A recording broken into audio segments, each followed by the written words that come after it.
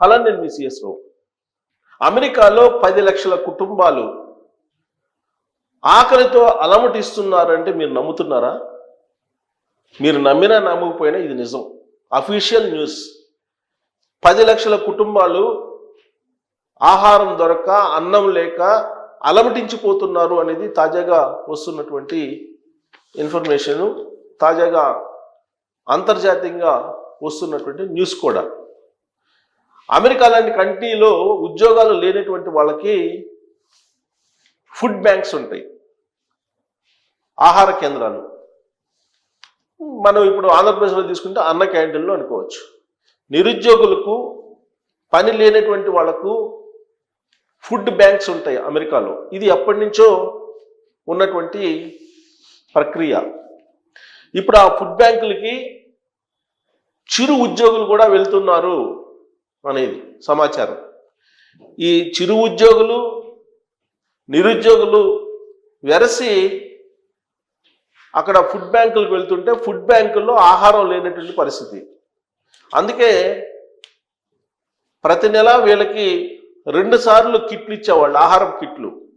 కానీ ఇప్పుడు ఒకసారే ఇస్తున్నారు, ఒకసారే ఈ ఫుడ్ బ్యాంకులు ఇస్తున్నాయి అనేది చెప్తూ ఉన్నారు.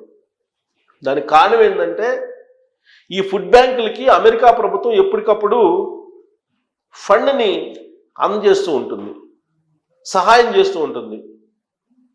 కానీ ఇప్పుడు అమెరికా అధ్యక్షుడిగా ట్రంప్ వచ్చిన తర్వాత అన్ని రకాల ఎయిడ్స్ని, అంటే సహాయ నిధుల్ని ఆపేశారు. అలాగే అమెరికాలో ఉండేటువంటి ఫుడ్ బ్యాంకులకు కూడా నిధులను ఆపేశారు. దాదాపు $1.3 మిలియన్ ఈ ఫుడ్ బ్యాంకులకి అమెరికా ప్రభుత్వం ఇస్తుందని చెప్పి లెక్క. కొన్ని సంస్థలకు, అక్కడ స్వచ్ఛంద సంస్థలే ఈ ఫుడ్ బ్యాంకుల్ని నిర్వహిస్తూ ఉంటాయి. విరాళాలు ఎక్కడా సేకరించవు. ఒకవేళ విరాళాలు సేకరించినప్పటికీ కూడా ప్రభుత్వం నుంచి వచ్చేటువంటి ఎయిడే ఎక్కువగా కనిపిస్తూ ఉంటుంది, ఎక్కువ పోర్షన్ ఉంటుంది. పైగా అమెరికాలో ఒక సిస్టమ్ ఉంది.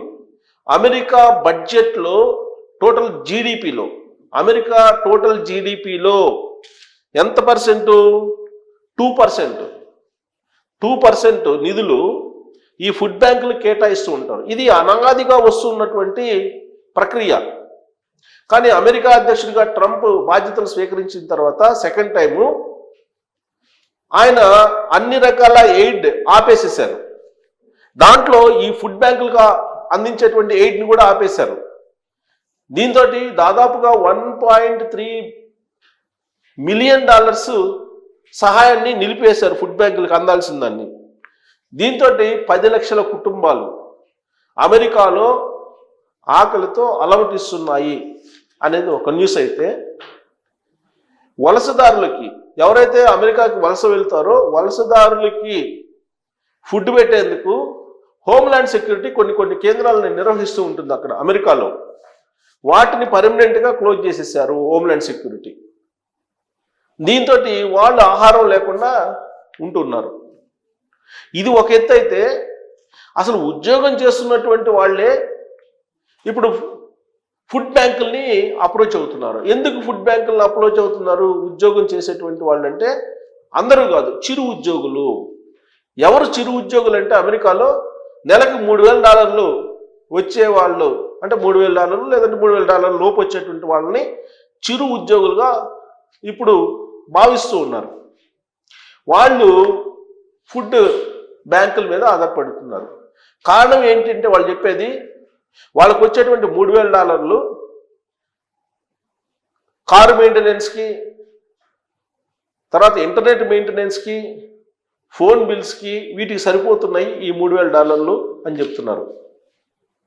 సో $3,000 ఒక ఫ్యామిలీకి సరిపోవటం లేదు. కాబట్టి ఫుడ్ బ్యాంకుల్ని ఆశ్రయించాల్సి వస్తుంది, ఫుడ్ బ్యాంకులు వెళ్ళి ఆహారం తినాల్సిన పరిస్థితి వస్తుంది అని చెప్పి చిరు ఉద్యోగులు చెప్తూ ఉన్నారు. అమెరికాలో చిరు ఉద్యోగుల సంఖ్య 70% ఉంది. ఉన్నత ఉద్యోగాలు, స్టెమ్ కోర్సులు చేసి ఉన్నత ఉద్యోగాలు చేసేటువంటి వాళ్ళు మనవాళ్లే. అక్కడ ఉండేటువంటి వాళ్ళు ఆల్మోస్ట్ అందరూ చిరు ఉద్యోగులే. అంటే అక్కడ ఉన్నటువంటి ఆకలి కేకలు ఏ స్థాయిలో ఉన్నాయో అంచనా వేసుకోవచ్చు. ఈ రీసెంట్గా వచ్చినటువంటి ఒక సర్వే ప్రకారం ట్రంప్ రాకముందే అక్కడ ప్రతిరోజు 3 పూట్ల అన్నం తినలేనటువంటి వాళ్ళు 13% ఉన్నారని చెప్పి తెలిసారు. 13%. 3 పూట్ల అన్నం తినలేనటువంటి పరిస్థితిలో 13% ఉన్నారు అమెరికాలో అని చెప్పి ట్రంప్ అధ్యక్షుడు కాకముందే వచ్చినటువంటి సర్వే రిపోర్టు. మరి దాన్ని దృష్టిలో పెట్టుకొని అట్లీస్ట్ ఫుడ్ బ్యాంకుల్ని కంటిన్యూ చేయాలి కదా ట్రంప్. కానీ నిర్దాక్షిణ్యంగా ఆ ఫుడ్ బ్యాంకులకి అందాల్సినటువంటి ఎయిడ్ని ఆపేశారు, సహాయాన్ని ఆపేశారు.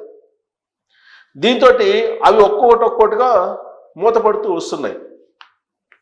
ఫలితంగా ఆకలి కేకలు వినిపిస్తున్నాయి అమెరికాలో. ఎలన్ మస్క్కి, ట్రంప్కి వీళ్ళకైతే వినిపించట్లేదు. హోమ్ల్యాండ్ సెక్యూరిటీకి కూడా వినిపించట్లేదు. పైగా ఈ ఫుడ్ బ్యాంకులను క్లోజ్ చేస్తే వలసదారులు తమ తమ దేశాలకు వెళ్ళిపోతారు అనేటువంటి ఒపీనియన్ తోటి అమెరికా ప్రభుత్వం ఉంది అని చెప్పి తెలుస్తోంది. ట్రంప్ అమెరికా అధ్యక్షుడు అయిన తర్వాత ఆయన తీసుకున్నటువంటి నిర్ణయాల్లో మొత్తం విద్యను కంప్లీట్గా ప్రభుత్వ ఆధీనం నుంచి తీసేసి ఆయా రాష్ట్రాల్లో ఉండేటువంటి ప్రభుత్వాలకి అప్పజెప్పేశారు. దాంతో అమెరికాలో ఉండేటువంటి యూనివర్సిటీలు లబోదిబోం అంటున్నాయి. అక్కడ విద్యను అందించినటువంటి పరిస్థితి ఏర్పడింది. హార్వర్డ్ లాంటి యూనివర్సిటీలకి సహాయం అవసరమా ప్రభుత్వం నుంచి అనేటువంటి ప్రశ్న ఎలన్ మస్క్ నుంచి, ట్రంప్ నుంచి వినిపిస్తుంది. కాబట్టి విద్యని కంప్లీట్గా వదిలేసింది అక్కడ ఉండేటువంటి ప్రభుత్వం. ప్రపంచవ్యాప్తంగా విద్య, వైద్యం అనేది కనీస హక్కు పౌరులకి. అది అందించాల్సిన బాధ్యత కూడా ప్రభుత్వాల మీద ఉంది. కానీ అమెరికా లాంటి అగ్రరాజ్యమే విద్యను వదిలిపెట్టేసింది. మరి ఆరోగ్యాన్ని ఆల్రెడీ అక్కడ ఇన్సూరెన్స్ రూపంలో ఆరోగ్యం చూస్తున్నారు. ఇప్పుడు ఆహార భద్రత కూడా లేకుండా చేస్తుంది అమెరికా ప్రభుత్వం. యాక్చువల్గా అక్కడ అమెరికాకు సంబంధించి ఫీడ్ బ్యాంక్స్, ఫీడింగ్ అంటే ఫుడ్, ఫీడ్ బ్యాంక్స్ అంటారు వాటిని. ఈ ఫీడ్ సంక్షోభం, ఫీడింగ్ అనేది లేదు ఇప్పుడు ఫుడ్ బ్యాంకుల్లో లేదు. ఆ ఫీడింగ్ కోసం, ఆ ఫీడింగ్ అనే దాని కింద, ఆ సంస్థ కింద, ఫీడింగ్ సంస్థ కింద దాదాపు అమెరికాలో 200 ఫుడ్ బ్యాంకులు ఉన్నాయని చెప్పేసి అఫీషియల్ న్యూస్. దీనికి $4 బిలియన్ సహాయం ఇస్తే రన్ అవుతాయి యాజ్ ఆఫ్ నౌ, ఇమీడియట్గా. లేదంటే ఇతరుల నుంచి విరాళాలు సేకరించాలి. ఎంత విరాళాలు సేకరించినప్పటికీ కూడా ఇంత రాదు అని అంటున్నారు. టోటల్గా $7 మిలియన్ కావాలి అని చెప్పి అంచనా వేస్తున్నారు.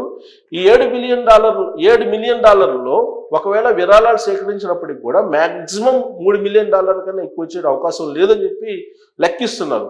కాబట్టి అమెరికా ప్రభుత్వం ఒకవేళ సహాయం కనుక చేయకపోతే ఇలానే రాబోయేటువంటి రోజుల్లో ఈ ఆకలి కేకలు ఎక్కువయ్యేటువంటి అవకాశం ఉంది. అప్పుడు తిరుగుబాటు వస్తుంది. ఇప్పటికే తిరుగుబాటు వచ్చింది, నిరుద్యోగం కూడా పెరిగిందని చెప్పి తెలుస్తుంది. ఆర్థిక మాంద్యం వెంటాడుతుంది అమెరికాని. ఇలాంటి పరిస్థితుల్లో అక్కడ తిరుగుబాటు కనుక వస్తే వచ్చేటువంటి పరిస్థితి ఉంది అంటున్నారు. ఫుడ్ బ్యాంకులు కూడా క్లోజ్ చేస్తున్నారు. కాబట్టి తిరుగుబాటు వస్తే ఎవరైతే అక్కడ బాగా జీవిస్తున్నారో వాళ్ళ మీద అటాక్స్ పెరిగే అవకాశం ఉంది. పైగా గన్ కల్చర్ ఉంది అక్కడ. ఆ గన్ కల్చర్ ఉంది కాబట్టి ఆ గన్స్ తీసుకొని పేల్చేసే అవకాశం కూడా ఉంది, దొరికిన వాళ్ళు దొరికినట్టు. జనరల్గా అమెరికాలో ఎలా ఉంటుందంటే వాళ్ళు డబ్బులు అడగరు, భిక్షాటన చెయ్యరు. హెల్ప్ అని చెప్పి ఒక బోర్డు పెట్టుకొని, ఒక బాక్స్ పెట్టుకొని కూర్చుంటారు. అటు వెళ్ళేటువంటి వాళ్ళు వెయ్యకపోతే కనుక గన్ తీసుకొని కాల్ చేస్తారు. అలాంటి సందర్భాలు చాలా ఉన్నాయి అమెరికాలో. పైగా అక్కడ డౌన్ టౌన్ స్ట్రీట్స్ అని ఉంటాయి. డౌన్ టౌన్ స్ట్రీట్స్ అక్కడ కనుక మీరు సాయంత్రం 5 తర్వాత వెళ్తే ఖచ్చితంగా మీరు అక్కడ డాలర్స్ వేయాల్సిందే. డాలర్ వేయకపోయారంటే ఎటువైపు నుంచి ఎవరు కాల్ చేస్తారో కూడా తెలియదు. అలాంటి సిచ్యువేషన్ ఉంది అక్కడ డౌన్ టౌన్ స్ట్రీట్స్లో. ఇది అంతా బాగున్నప్పుడే. ఇప్పుడు నిరుద్యోగం పెరిగింది, ఫుడ్ బ్యాంకులను క్లోజ్ చేస్తున్నారు, ఫీడింగ్ సెంటర్స్కి సహాయాన్ని ఆపేసింది అమెరికా ప్రభుత్వం. ఇలాంటి పరిస్థితుల్లో తిరుగుబాటు వస్తే కనుక ఆ దేశం అరాచక దేశంగా మారే అవకాశం ఉంది, ఆకలి దేశంగా మారేటువంటి అవకాశం ఉంది అమెరికా. మరి ఇప్పుడు ఆ ఫుడ్ బ్యాంక్ని, ఫీడింగ్ అందించేటువంటి ఫుడ్ బ్యాంక్స్ని ఇప్పుడు అడుగుతున్నారు. ఫుడ్ బ్యాంక్స్ నిర్వహించేటువంటి వాళ్ళు, ఆ నిర్వాహకులు అడుగుతున్నారు అమెరికా ప్రభుత్వాన్ని, మీరు సహాయం చేయండి, సహాయాన్ని నిలిపి చేస్తే కనుక నిరుద్యోగులకి మేము ఫుడ్ అందించలేము. ఈ డెలివరీ చేస్తుంటారండి, ఎందుకంటే మంత్లీ 2 times కిట్లు ఇస్తుంటారు అక్కడ నిరుద్యోగులకి. దాదాపుగా ఎన్ని $1 million కావాలి వాళ్ళకి, ఆల్రెడీ అది కూడా లెక్కేశారు. ఈ ఫుడ్ డెలివరీకి చేసేటువంటి వాళ్ళకి కూడా 500 million ఇవ్వాలి అమెరికా ప్రభుత్వం. ఈ $500 million నిలిపేసింది. దాంతో ఫుడ్ డెలివరీ కూడా చేయట్లేదు నిరుద్యోగులకి. ప్లస్ వృద్ధులకి, ఇలాంటి వాళ్ళకి ఫుడ్ సెంటర్స్ నిరుద్యోగులకు ఉంటాయి, ఇది ఫుడ్ బ్యాంక్స్ అంటారు అక్కడ. అదే వృద్ధులు ఉంటారు కదా, వాళ్ళకి ఈ కిట్లు నెలకు 2 సార్లు ఇస్తారు. ఇప్పుడు ఆ కిట్లను కూడా నిలిపేసి ఒకసారే ఇస్తున్నారు. ఇప్పుడు రాబోయే రోజుల్లో ఈ $500 million కనుక అమెరికా ప్రభుత్వం ఇవ్వకపోతే కంప్లీట్గా ఈ డెలివరీ కూడా ఆగిపోతుంది. దాంతో ఆకలి చావులు కూడా అమెరికాలో నమోదవుతాయి అనేటువంటి రిపోర్ట్స్ వస్తూ ఉన్నాయి. ప్రపంచ దేశాలన్నిటికీ కూడా సహాయం చేసేటువంటి అమెరికా ఈవెన్ అన్ని దేశాలు, ప్రపంచంలోని అన్ని దేశాలకు కూడా ఎయిడ్ కింద కొన్ని $1,00,000 ఖర్చు పెట్టేది. ఇప్పుడు అవన్నీ మానేశారు, ట్రంప్ అన్ని కట్ చేసేసారు. అమెరికాలో ఉండేటువంటి వాళ్ళకు కూడా కట్ చేశారు. ఇది ఒక పెద్ద చర్చనీయాంశంగా, వివాదాస్పదంగా మారింది. ఒకవేళ కనుక ఆయన దాతృత్వ దిశగా ఆలోచించకపోతే రాబోయే రోజుల్లో అమెరికాలో ఆకలి చావులు తప్పదు అనేటువంటి న్యూస్ వస్తుంది. మరి అమెరికాలో ఇలాంటి పరిస్థితి రావడానికి ట్రంపే కారణమా, లేదంటే ఆ దేశం యొక్క పరిస్థితి ఆర్థిక మాంద్యంలోకి వెళ్ళిపోయిన కారణంగానే ఇలాంటి పరిస్థితి వచ్చిందా? $3,000 వస్తేనే బతకలేని పరిస్థితుల్లో ఫుడ్ సెంటర్లకు వెళ్తున్నారంటే, మనం అన్న క్యాంటీన్లు పెడితే ఇక్కడ వస్తున్నారు కదా ₹5 పెడితే, అలాగే అక్కడ కూడా క్యాంటీన్లు పెట్టారు. పెడితే అన్న క్యాంటీన్లు కాకపోయినా వాళ్ళు ఫుడ్ బ్యాంకులు అంటున్నారు అక్కడ అమెరికాలో. వాటికి క్యూ కడుతున్నారు, అనేక మంది క్యూ కడుతున్నారు. ఫుడ్ ఏమో అక్కడ ఉండి వచ్చినటువంటి వాళ్ళకి ఇవ్వలేని పరిస్థితుల్లో ఉన్నారని చెప్పి ఇంటర్నేషనల్ న్యూస్ వస్తుంది. మరి అమెరికా దేశాన్ని ఒక భూతల స్వర్గంగా భావించేటువంటి వాళ్ళు ఈ న్యూస్ విన్న తర్వాత ఏమనుకుంటున్నారు అనేది మీరు ట్రోల్ చేయొచ్చు. Thank you.